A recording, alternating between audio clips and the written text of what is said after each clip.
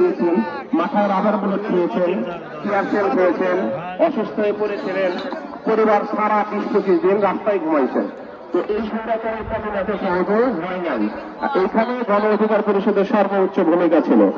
আমরা আপনাদের কাছে একটি উদাত্ত আহ্বান জানাতে চাই, এদেশের মানুষের কল্যাণের জন্য যে সর্বক্ষণিক কথা বলেছে সে দুদিনের ভাবলেন যেন আপনাদেরকে আহ্বান জানায়।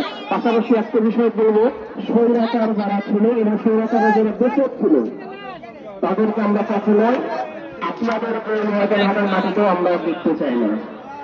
স্বৈরাচারকে এবং স্বৈরাচারের দোষকদেরকে আমরা বলতে চাই, আপনারা যা করেছেন এই দেশের মানুষের ভাগ্য নিয়ে আপনারা আর কোনো কথা বলবেন না। এদেশের মানুষ সোচ্চার হয়েছে, তারা দিনের সামনে জীবন দিতে পারে, তারা দেশের মাটির সামনে জীবন দিতে পারে, তারা বাক স্বাধীনতার জন্য জীবন দিতে পারে, এটা তারা প্রমাণ করেছেন।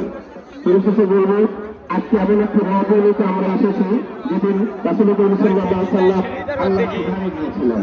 আজকে সেই সময় যারা আপনার ওইখানে অনেক কষ্ট করে বসে আছেন, প্রধান মেহমান এখানে উপস্থিত প্রধান আলোচক, উনি আমার মূল্যবান বক্তব্য পেশ করবেন, আমাদেরকে আলোচনা সম্পর্কে জানাবেন, দিনের খোঁজখবর কিভাবে করা যায় সেইভাবে জানাবেন, সেই বিষয়গুলো আমরা হয়তো ওনার কাছ থেকে আরো মূল্যবান বিষয়গুলো জানতে পারবো।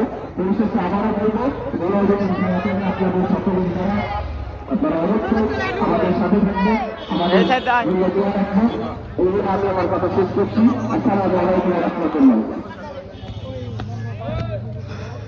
আলহামদুলিল্লাহ, সামনে গেতাছি এখন, তারপরে দেখতে পাচ্ছি সেই মাছ, ভাইরাল মাছ।